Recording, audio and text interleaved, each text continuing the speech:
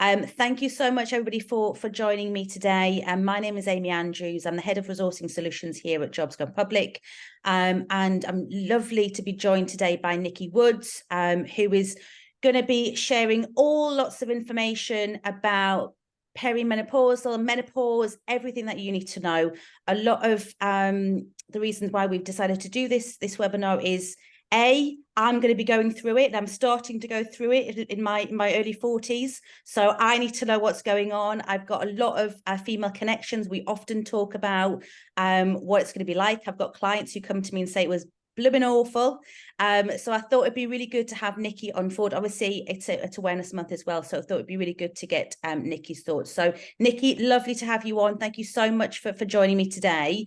Do you want to just give the group a little introduction to yourself? Because obviously you would probably be able to introduce yourself much better than I can. Thank you. And yeah, as you said, it's Menopause Awareness Month, and we're less than a month from World Menopause Day as well. So this is really timely. And a quick introduction to me.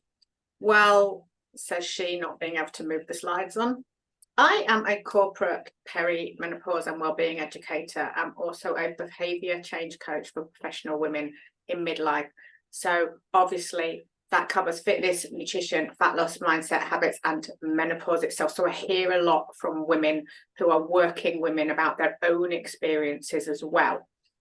I'm a qualified PT, double qualified nutritionist, NLP practitioner, and I'm a former HR manager, and I have experienced my own perimenopause issues as well. I'm a member of the CIPD, the British Menopause Society, and the International Menopause Society. So hopefully by the end of this session, everyone will feel like they've really gained some helpful knowledge that can help them potentially in their personal life and in their professional life too.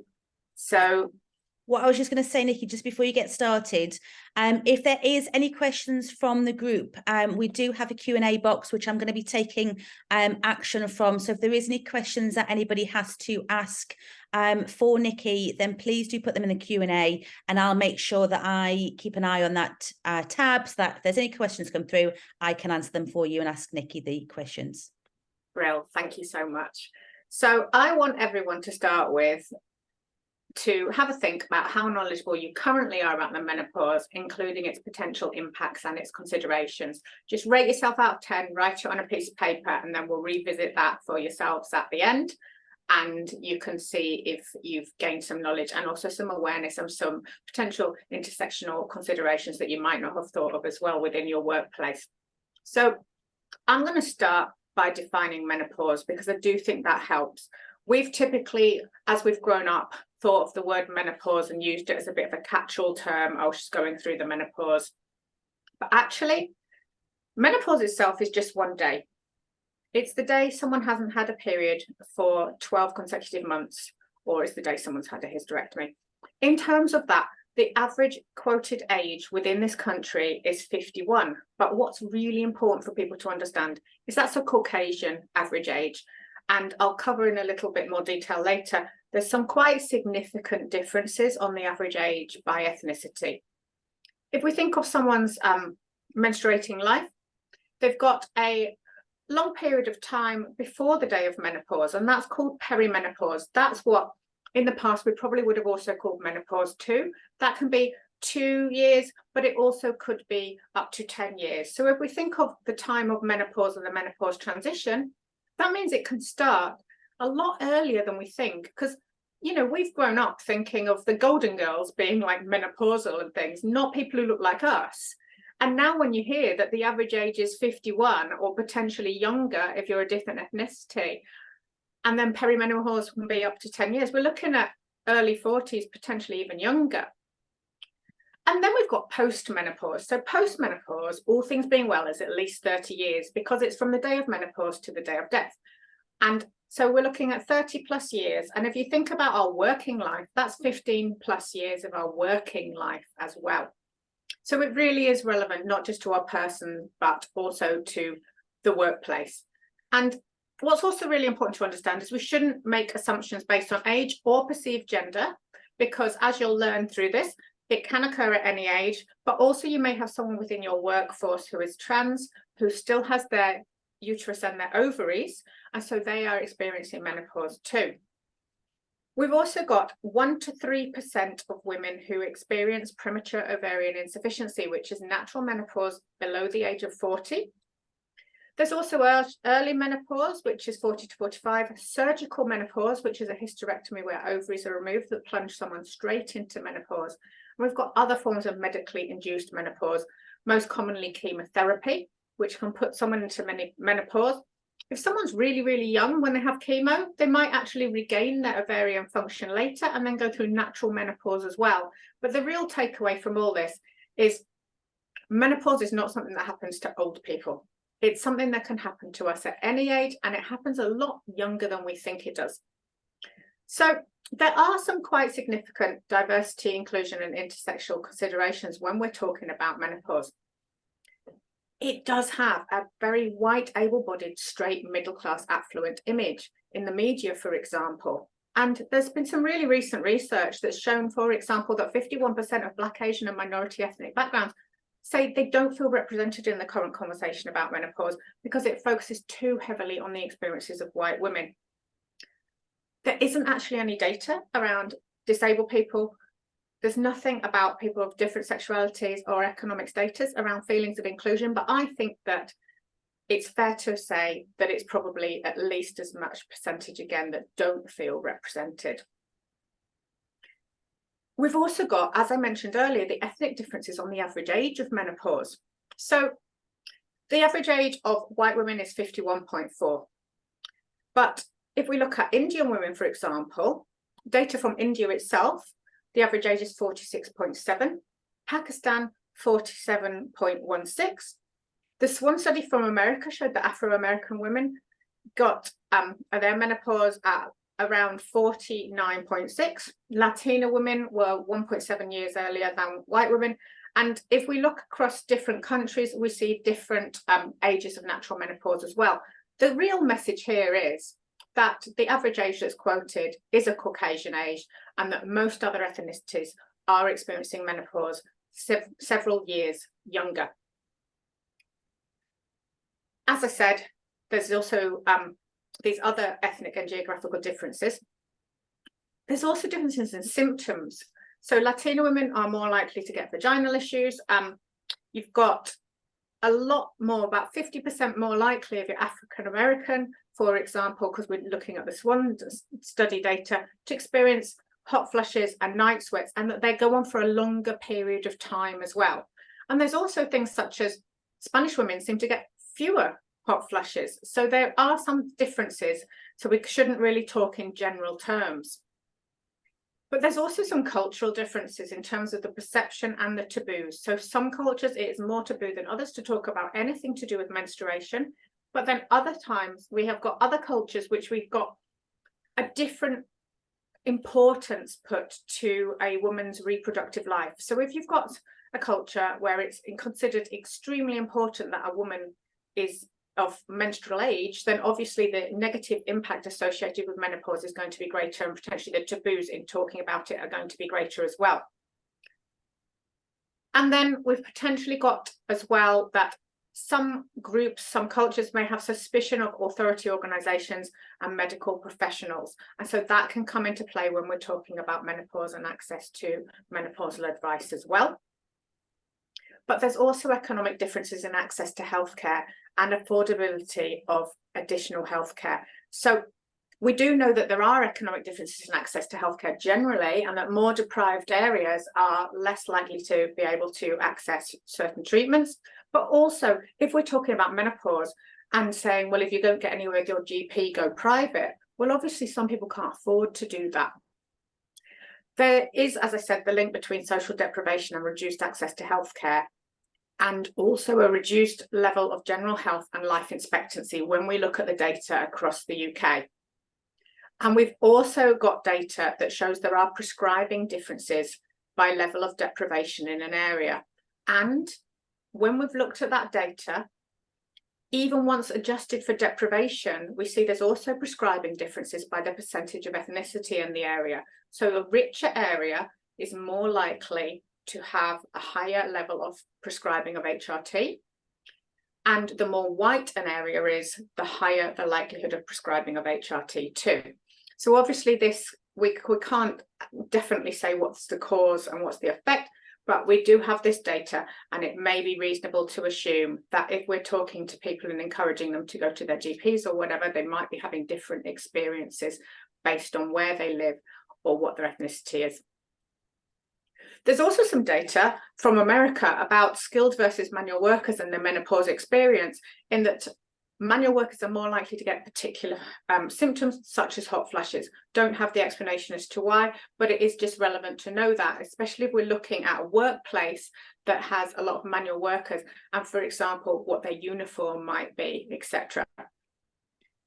And speaking of workplaces, there's also a differential ability to enact reasonable adjustments depending on the workplace. And when people look online, we often see that a lot of the reasonable adjustments that are suggested are based on someone having a role that's office-based and easy to work from home. And so we do need to appreciate that different reasonable adjustments may or may not be possible in different environments. Additionally, those with disabilities and long-term health conditions may have more negative symptoms. And we've got the confounding factors that it could be confusing, as there could be potential multiple causes for symptoms. And also medications could affect or increase or be responsible for some symptoms as well. And also we have gendered ageism. So this is where the impact of ageism is more felt more strongly and affects more the women rather than the men in a workforce. And this really is a thing, and this comes into play when we talk about menopause too. So obviously 51% go through the menopause at some point, but it does indirectly affect 100% of the population. So when we are talking about inclusion, we do want to remember that, and we do want to remember that family members, partners, friends, etc. also do get affected by it, not just the person experiencing it. So I do think it helps to understand the physiology of menopause, because it can explain what's going on. We've got three main sex hormones disrupted during perimenopause: estrogen and progesterone. So estrogen is responsible for the menstrual cycle and a whole lot more beyond. And when we've got progesterone that protects the womb, and then we've got testosterone that's typically thought of as the male hormone, but is very much present in females as well, and we do need it. And it's responsible for libido, but it's also responsible for a lot of cognitive and energy type of things as well. So all of these are falling, but estrogen and progesterone in particular aren't falling very evenly, which can make it even more confusing on why symptoms can come and go. But the brain is also getting less of these hormones, therefore, which means other hormones are also affected. So our stress hormones, adrenaline and noradrenaline, our metabolic hormones, the thyroid hormones, anabolic hormones such as insulin and IGF-1, and mood hormones, so serotonin, dopamine, GABA. And the body is constantly seeking homeostasis, balance. And although menopause isn't an illness, it can make some women feel ill. So how can you tell? Well, blood tests, not really. You might go to your GP and get tested to rule other things out, so thyroid test, vitamin D, etc. But the National Institute of Clinical Excellence guidelines say no, mainly. So if someone's over 45 and they go to their doctor and they think that they're in perimenopause or menopause, the guidelines say to diagnose on symptoms, not bloods. Between 40 and 45, they say some particular tests may be useful. Under 40, they do recommend some tests done 6 weeks apart to try and get someone with different parts in their cycle. So can you diagnose on symptoms? Well, yes and no, because as you'll see in a minute when I show you some symptoms, you have to be aware that you're not over-interpreting or omitting other causes as well. So we do have to check that the symptoms being experienced are not due to something else. So normally it's actually reflection, and you don't realise until retrospect, because you've had several symptoms, time's gone on. If you did think, well, maybe that symptom was due to being stressed or a bug, that's gone past, other things have added up, and then you're like, yeah, it must be my hormones after all, I was right. So what symptoms, excuse me, are you aware of? Well, there's a lot more than people will normally come up with. If I were to ask this normally, we might come up with hot flushes. Commonly nowadays, we think things like brain fog. And here's actually a recognised list of symptoms at the moment, and there's nearly 50 here. There are the period type symptoms, so irregular periods, more or less frequent periods, heavier periods, flooding. Flooding is what it sounds like. It's when a massive amount of blood just gushes out. You can imagine if you had a driving job or if you're sat in a meeting, the impact of that and what that could be. There's hot flushes, night sweats, fatigue, memory lapses, inability to focus, brain fog, clumsiness. There's a section of symptoms that are all related to a lack of estrogen, specifically in the vaginal and urinary system. So dryness, unpleasant sensations, UTIs or the symptoms of UTIs, interstitial cystitis, continence issues. We've got loss of or change in libido, bloating, digestive issues. That could be constipation, diarrhea, or a mixture of both. Thinning hair, brittle nails, sleep disturbances, insomnia, dry eyes. You can see how that could be an issue if you're driving or you're working on a computer all the time. Dizzy spells, vertigo, frequent headaches, migraine and tinnitus. They may come from nowhere, or it could be that someone previously had them, but suddenly they have an increase in symptoms. Mood swings, panic disorder, anxiety, depression, weight gain, especially around the middle, joint pain, muscle tightness, irregular heartbeat, breast pain, changes in breast tissue, osteoporosis, sensation of a burning tongue, restless legs, itchiness, tingling, skin crawling sensation, electric shock sensation, cold hands and feet, cold flushes, allergies, body odor changes, and more. So there's a lot going on, and you might be looking at that and thinking, oh, okay, so now I wonder if such and such that I experienced is down to changing in hormones, and I didn't realize before. Or you might actually be looking at this and thinking, oh, actually, such and such case that I dealt with, now if I think about it, maybe the hormones were a factor as well. In terms of symptoms, what I do really want you to understand, though, is that 25% of people will be symptom-free. 75% will have some symptoms. Of those 75%, 50% will have some symptoms, but they're not severe and debilitating. 25% will have severe and debilitating symptoms. Everyone gets their own little choice of symptoms.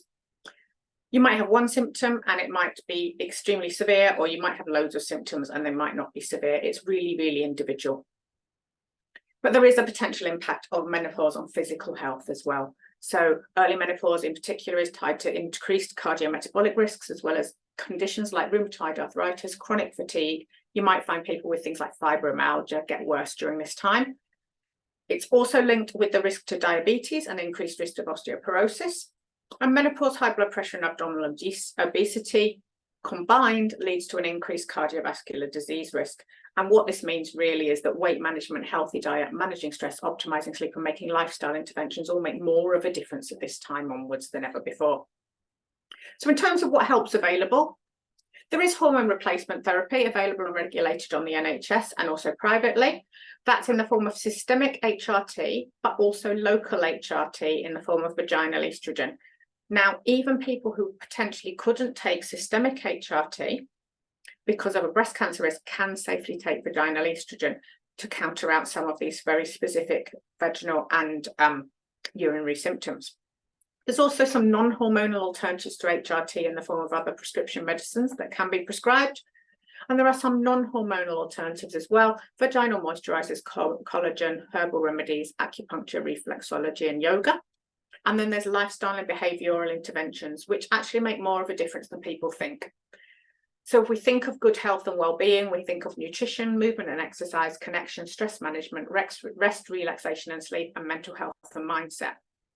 And all of this combined with the hormonal changes are the middle, as I call it, the midlife jigsaw. And it is important to understand that all of these aspects of good health and well-being can make a big difference to someone's symptoms. In terms of the business case of why this is important at work, we've got the report done by the government in 2017 on the effects of menopause transition on women's economic participation. And this is really why we do want to talk about it at work.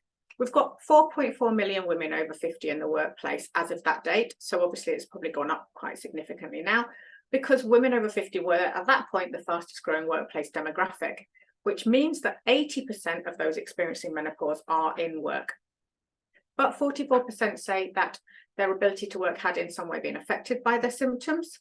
And it was estimated by that report that 14 million working days were lost each year due to menopause. Obviously, I don't know how they got that stat, because if you think of your reporting, most times if someone was offered something like migraine, you'd have migraine as the reporting, not menopause. But I'm going to take that stat as quite reliable because it was in a government report. And 75% of women report feeling uncomfortable talking about their menopause with their manager, which does mean we do need to break some of these taboos at work, because an estimated 20 to 25% of women have considered leaving work due to menopause. And the Fawcett Society and Channel 4 research from 2020 estimated 1 in 10 had actually left work due to menopause. And this costs business money. Depending on the research you look at, 20 to 35 grand to replace a lost employee earning average salary, plus you've got the impact on the individual, plus you've got the loss of organisational knowledge.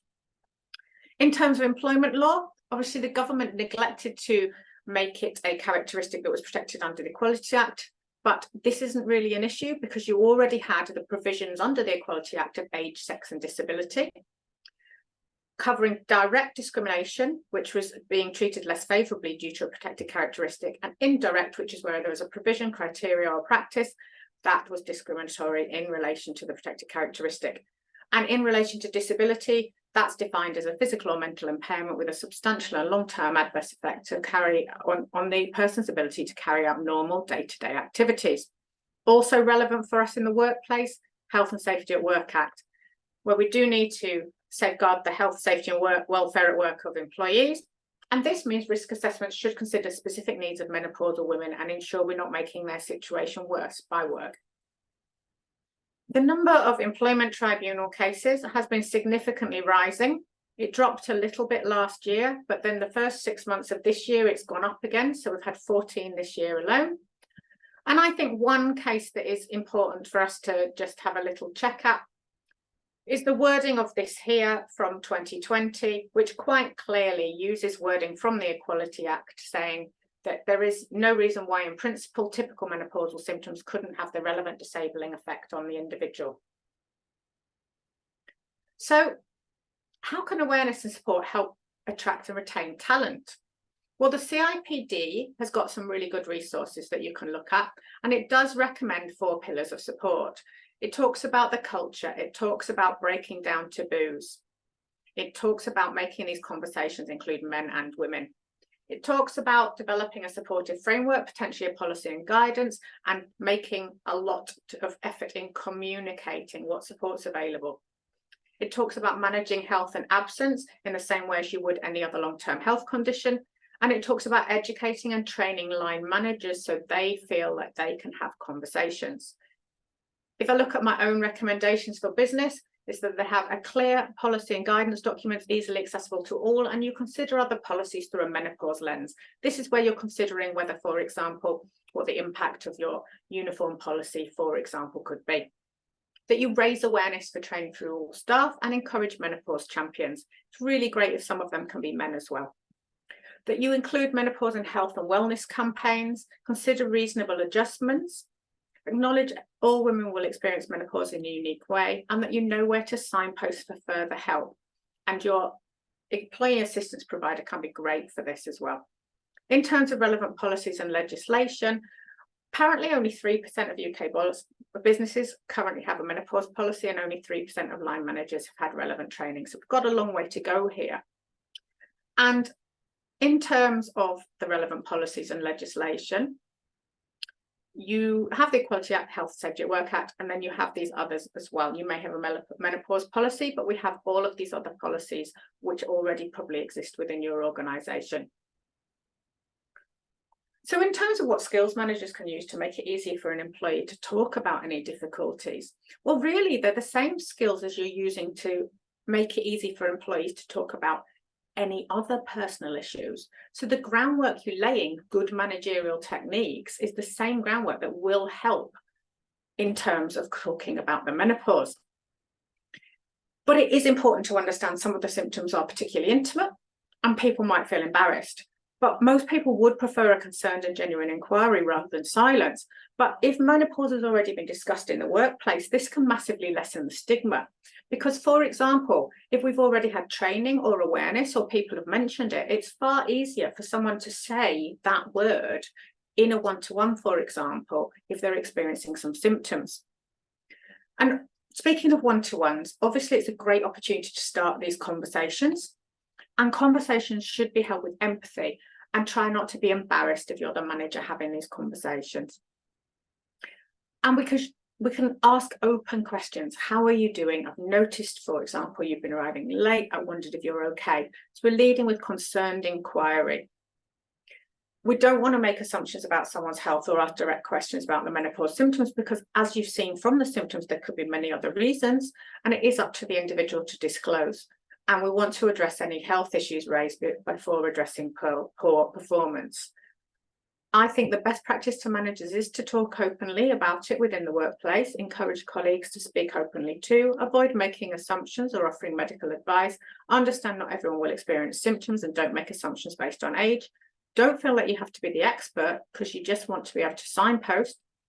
Ask supportive questions, be sensitive, discreet, and respect confidentiality, and be open-minded and flexible in focusing on reasonable solutions. So in terms of how businesses can support employees, well, awareness raising is a really great start, and there's not always going to be everyone within the organisation who feels comfortable talking about these things. So awareness raising can take many forms. Sure, you can do actual awareness sessions, but also if you make it easy for people to find information on your intranet, if you have posters on the back of toilet doors, etc., that can make a real difference.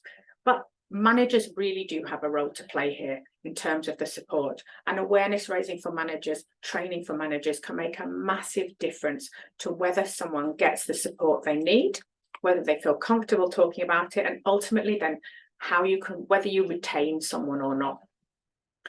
I do think it matters to be leadership down. Yes, it's great to have some employee initiatives and employee-led initiatives too, but it is really important that leaders are leading from the front on this. Specifically, well, really, let's be honest, a lot of organisations have men as leaders, so to get men on board as well can make a massive difference. But also, I think in women leaders, there is a fear about they might appear to be less leaderly if they talk about this sort of things. But research from the Harvard Business Review showed exactly the opposite. That women in leadership positions that are struggling with menopause and talk about it, there is no decline in their perceived leadership qualities. Signposting, obviously this is a massive support to people, understanding where to signpost for further support, using your employee assistance provider, for example, signposting to reputable information. Good practice in terms of what I've already outlined in terms of how you treat people, considering reasonable adjustments and being flexible about those, and your employee assistance provider, who can already probably has lots of things in place for other conditions such as counselling, etc., that can be supportive. But also, if you've got a medical plan or something like that, you can really support employees that way if they're struggling to get support through their GP. There is the Menopause Pledge that people can sign up to, organisations can sign up to. Over 1,000 by last year had already signed up for it. And this is recognising it can be an issue and committing to support and inform employees. And also potentially people can become menopause friendly accredited. In terms of reasonable adjustments, well, the BSI came out this year, and that's great. It's on menstruation, menstrual health and menopause in the workplace. It's a really, really good document with loads of great advice in there. And one thing I really like about it is it's got this examples of adjustments for roles, and it really does recognise that not everyone works at a desk and not everyone can work flexibly and not everyone can work from home. In terms of more general reasonable adjustments, this is definitely not an exclusive list, but just getting you to have some ideas. Well, if someone was having hot flushes, depending on the working environment, you could assess the room temperature, the lighting, the seating arrangements, desk fans. You could consider the impact of a uniform or a dress code.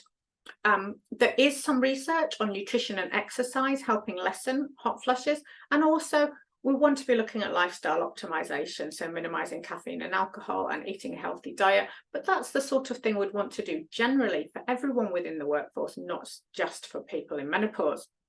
For example, if someone was experiencing sleep disruption, which obviously could happen for many different reasons and not just for menopause, you could look at flexible working, later start or finish times, see if work from home options were around, shift pattern changes, and again, looking at sleep hygiene and lifestyle optimization.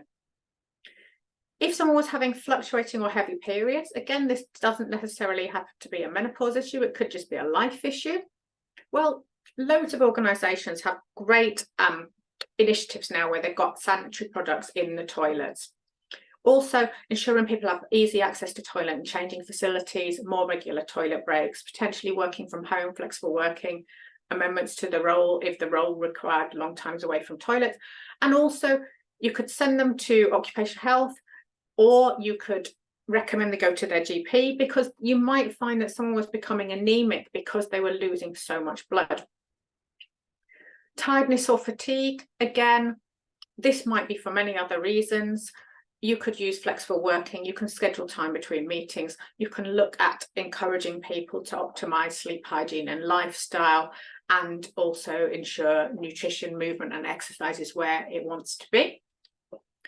If someone was experiencing anxiety, confidence and panic attacks, potentially, you know, these sorts of things might not just be to do with menopause. So you probably have all these adjustments and support measures already in practice in your organization for other causes as well. But regular one-to-one discussions, more time to prepare before meetings, scheduling time between meetings, referring to occupational health or counselling services or other wellbeing services. It's really a lot. It's using your common sense and your managerial skills that you already would be enacting, but just in this scenario. And I think what we've got at it, and hopefully we're changing, is I think a lot of the conversation around menopause is where mental health was about 10-15 years ago, and that people just need to have the confidence that the skills they have can be used in this scenario too. Obviously, lots of conversations have been had recently about memory issues, brain fog, etc. And we do have tools within the working environment that could help this: note taking, particular extra task notes, for example, checklists, etc., calendar reminders, more time between meetings, etc. And if someone was experiencing urinary or genital symptoms, the interventions could be potentially the same or very similar as what you would give someone who is experiencing their fluctuating or heavy periods, but also vaginal estrogen can help with this as well. So again, it's something that someone could be talking to their doctor about. In summary, I would like you to understand that the NICE guidelines do say to diagnose on symptoms, not blood tests. They also say that it's HRT, not antidepressants, that are the recommended first-line treatment for menopause-related depressive symptoms. That's not to say antidepressants never have a role for anyone. It's that if someone is experiencing depression due to the hormones being disappeared, that the first-line recommended treatment is to replace the hormones, not to give antidepressants. The News and Health podcast is great for information. The Balance app is really, really good as a way of tracking symptoms. So if you go to a GP, that you have a list of symptoms that has kind of data within it. The British Menopause Society is really good because it gives you loads of really helpful information, but it also has a list of menopause clinics by postcode. Obviously, there's myself, and in terms of further help and guidance, you also have your occupational health, your employee assistance provider, any employer medical plan. You can signpost someone to a GP or menopause specialist. The CIPD, as I mentioned earlier, has some great resources. The British Menopause Society, I just mentioned them before. Again, they've got some really good information. ACAS have got some great details as well. We have this British standard that I mentioned earlier, which is really, really good. And there's also the Faculty of Occupational Medicine guidance for menopause in the workplace. And of course, there's me, who does menopause training for managers, awareness sessions for all staff, etc. So what I want you to do now is have a relook at what number that you wrote down before, and have a little think about what I've just covered very quickly. Hopefully you feel like your knowledge has gone up in terms of the menopause itself, but also in terms of potentially the wider impact that you hadn't thought of before, and certain considerations that you potentially hadn't thought of. Hopefully you'll feel you're more knowledgeable now around your own abilities to deal with things, and that you already have the transferable skills to do so. And now Amy and I are going to have a quick chat, and she's going to cover any questions that we have come in. Thank you very much, Niki. I think I've gone from a 0 to about a 5 in the areas. The list of when you shared the list of all the things that you can, I can't really think of the word I'm trying to think of. Yeah, that's it, symptoms. You don't think that there's so many, and you, like, I know from having conversations with friends and like and then hot flushes, or people in the families like hot flush, but you don't think of any of the other ones, like brain fog. That happens to me quite regularly, brain fog. I don't know if it's that, or if it's just various different things. So yeah, there's lots of different things to take in head from that across there. And I think with brain fog, this is one that we really do need to understand how vulnerable people feel about, because they're really scared they're getting dementia. But also people are scared to say if they're getting brain fog, in case people think that they can't do their job as well. And so this is one where we do have to make employees and colleagues feel really safe to talk about these things at work. Yeah, definitely. I do remember having it when I was pregnant, when they say you lose your memory, you put things down, you don't know where they are. I had that when I was pregnant with my son. So I do feel like I will get that form of brain fog coming to me moving forward. But like you say, people do think actually is it an early sign of dementia, because that is scary. And the thing is as well, like, so it's happening because there's this change in levels of hormones in the brain.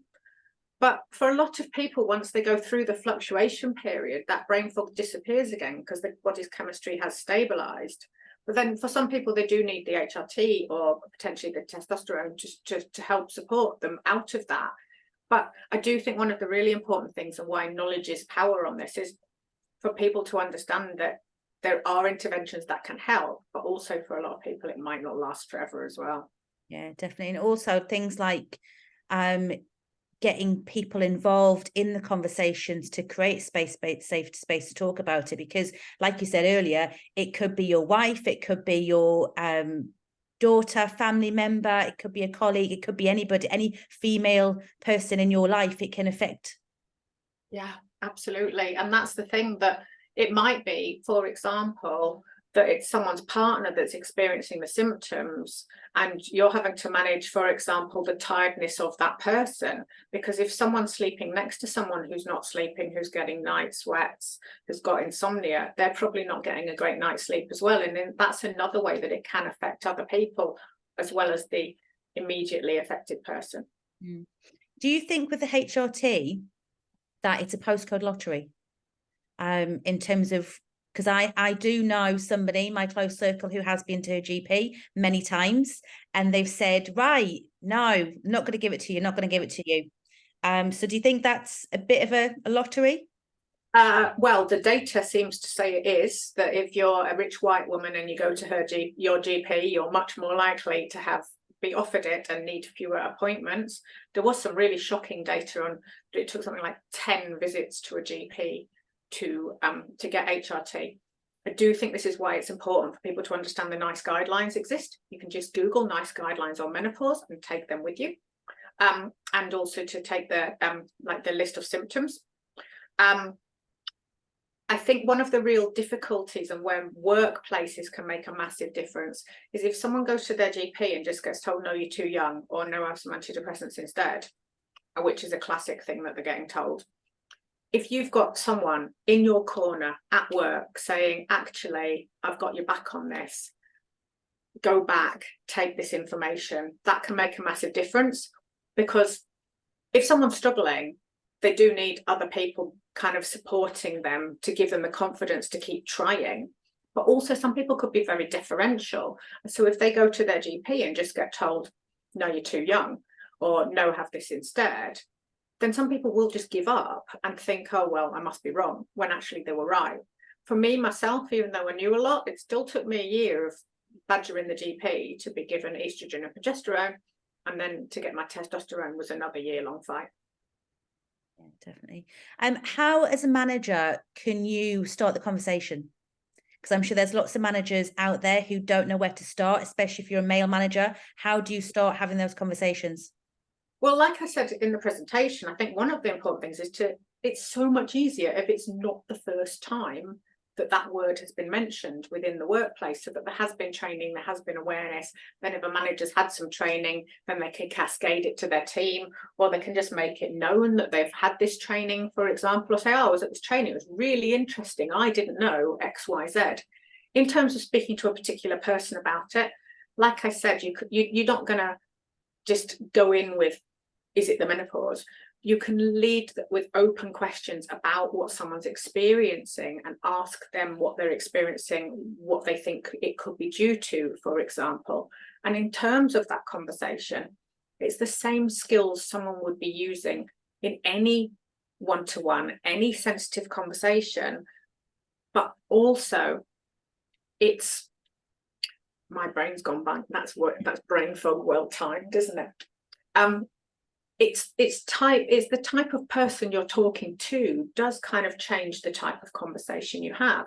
And that's the same with any sensitive conversation, that the words you'll use, the format of the discussion within the one-to-one is always going to be kind of tailored to the individual. And that's the same as with any management conversation about anything. And it is the same sorts of open questions and the leading with inquiry and concerned inquiry and observation is how to start the conversation, basically. Definitely. I've had a question come through saying, can it be difficult because the employee doesn't necessarily understand what the symptoms could be? Absolutely, yes. And so this is where, having awareness sessions, potentially having posters in the workplace, etc., can really help, because the employees themselves might not know there's that many symptoms. But also, for example, when I was looking at the reasonable adjustments thing, if it was genitourinary syndrome symptoms, they may not have connected it. So you're actually managing the symptom.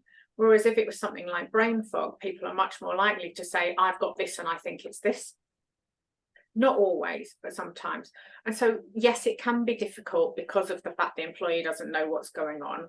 And actually, if I think back to times in years gone by in HR, I can think of cases where I think now, if I knew then what I knew now, I would have thought that certain things were due to someone's hormones, and it completely wasn't on my radar then. But it also wasn't on the employee's radar, it wasn't on their GP's radar, it wasn't on occupational health's radar. But I very much now, knowing now what I know, would have thought that certain pre-existing conditions that suddenly got so much worse in midlife were potentially connected to menopause. Definitely. So I've got another question here. Should we enforce awareness training? Should the men be part of the conversation? Men should definitely be part of the conversation, but it is really challenging.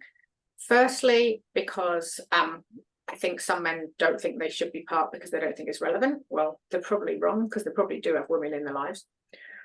And secondly, because sometimes I think they're worried that they feel that they have no right to be part of the conversation. But I very strongly feel like everyone has a right to be a part of the conversation.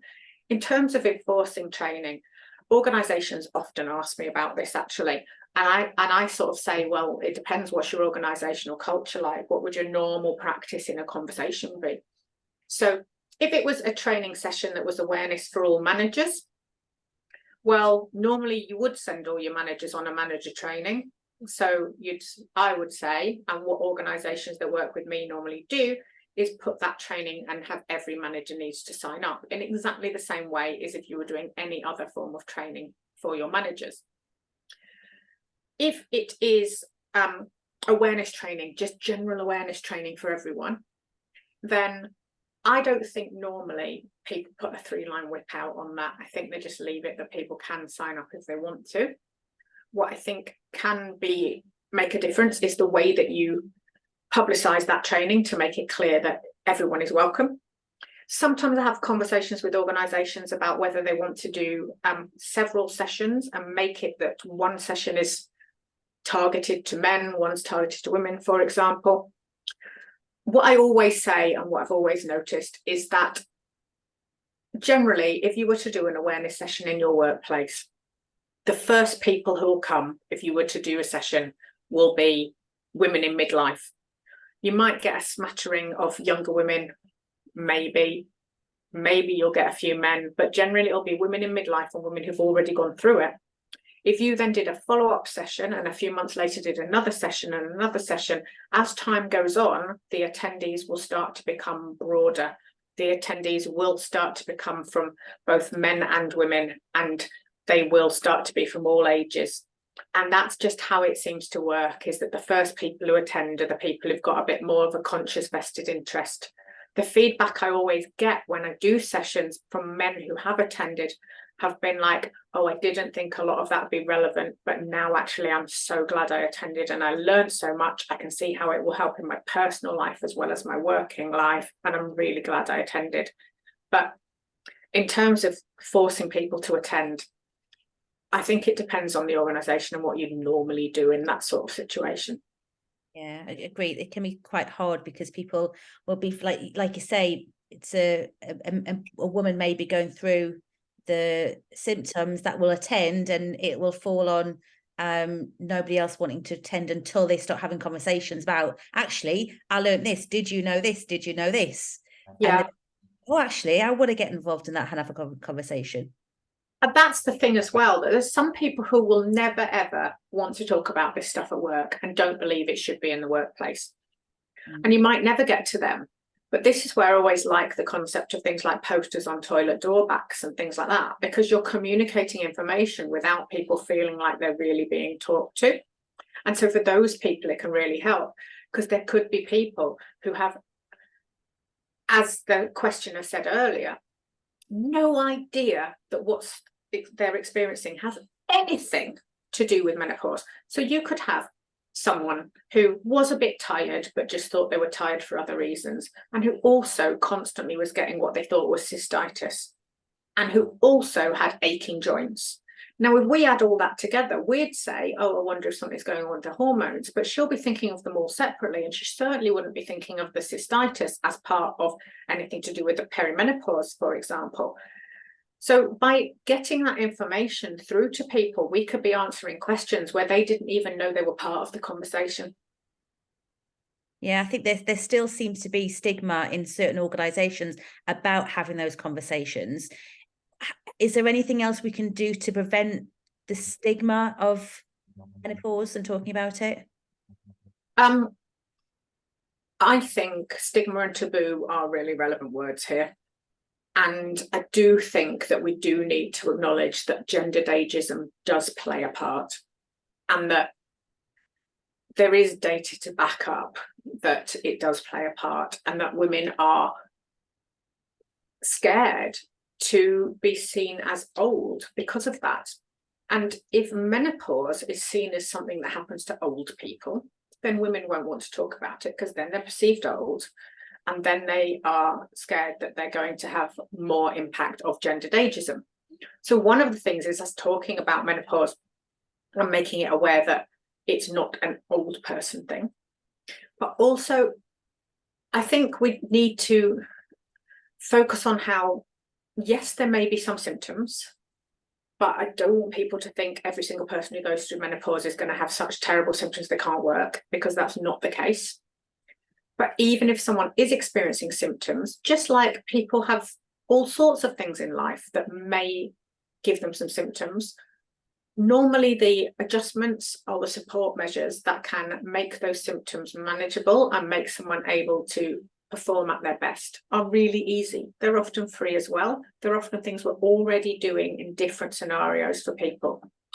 And if we help people get the right interventions, then we can change sometimes symptoms from being completely unmanageable to being completely manageable.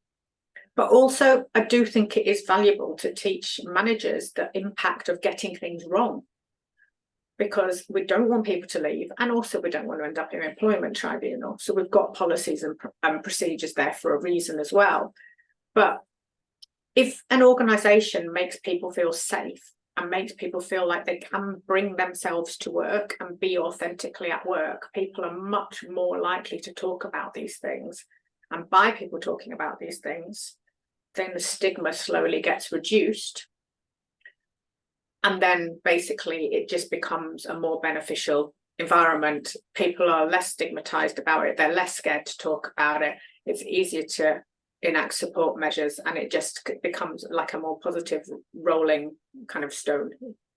Yeah, definitely. I think it's all like you say, Niki, it's about signposting, because there will be people who are going through the symptoms and don't want to talk about it, but actually, like you say, a sign in the loos that work behind the door to say, well, actually, this is where you can go and get help or find information. Just like in pubs in London, ask Angela if you're ever in trouble. You know what to do. So it's a really good avenue, because, like you say, people might be embarrassed, might be nervous, don't know what to say, especially if you maybe got a male manager, you don't want to approach that person, or you don't have that relationship. So it's about signposting where people can go, and having champions, like you say.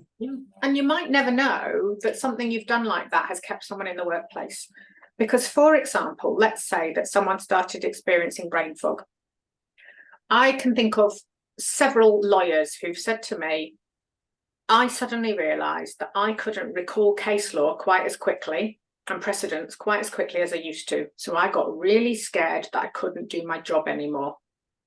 Now, if someone feels that and doesn't feel safe to say that because they feel it reflects on their competency, but they also don't know that there could potentially be interventions that could help them, they might leave, because they might think, I can't do my job as well as I used to, and I want to preempt any kind of situation where I might be thought to not be as good by leaving.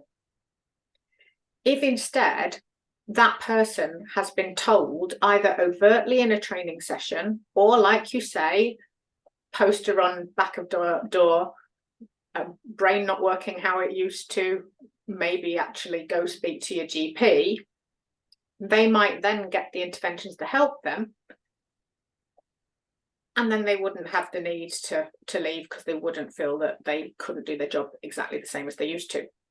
But also, this is where lifestyle as well comes in, because if someone's highly stressed, living off sugar and coffee, not getting enough sleep, not drinking any water, not getting any fresh air, then some of the typical menopausal symptoms, such as fatigue, brain fog even, can be made worse by those lifestyle, I'm not going to call them choices, but habits. So with all the well-being campaigns and everything we're doing to support people does make sure people get some fresh air, drink enough water, have good sleep, etc., then their symptoms are going to be reduced anyway. And obviously their productivity is going to be better. Yeah, definitely. Some good tips there. I probably need to drink some more water, but I do get fresh air. I do get fresh air every day. That's the best thing. I don't have any other questions in the chat, Niki. Conscious of the time, we're coming close to one. If anybody does have any final questions, a recording will be sent out of today's presentation to anybody who was registered and was able to join the call, but also on the YouTube channel as well, which will be sent out in probably next week, probably now. But Niki, thank you so much for the conversation. It's great to talk so passionately about menopause, and I think it's really important from a manager's perspective, and also from an organization perspective, that we do need to create safe spaces for our employees, because we don't want to have to re-recruit for somebody. Lots of public sector organizations I talked to already are already struggling to fill some really important jobs, and obviously we don't want to add to that by people leaving because we could have signposted or had something really simple to do. So thank you so much for that. Have I got one more question? I've got yeah, another person agrees with you, Niki, in terms of ended up leaving an organization because her brain fog was dreadful, and sadly did end up leaving their post, which is unfortunate. Hopefully you've got a really good position now and you feel supported within your organization now. Whoever put that comment on there as well. And that comment actually is the fact that they just gave them warnings rather than supporting them is a real example of how not to do it. Because obviously you're meant to look at supporting someone, look at what you can do to support them to remedy things before looking at performance management or any kind of disciplinary process as well. Obviously, there was no safe space for someone to say, I'm struggling, I've got this, this, and this, I need help, which is, it's really sad, especially when there's warnings in place, like you say. Well, thank you very much, Niki. Lovely to see you again. I feel like we've talked a lot about this over the last 6 weeks or so. So thank you so much. You've definitely opened my eyes to what could or could not happen to me in the near future. So thank you very much again. Thanks everybody else who was on the call today. Hope you found it useful. Please do reach out to Niki. Her contact details will be sent through at the end of the presentation, just to, if anybody wants to get in touch with her and some support. So thank you very much for joining me. Thank you. Thanks, Niki.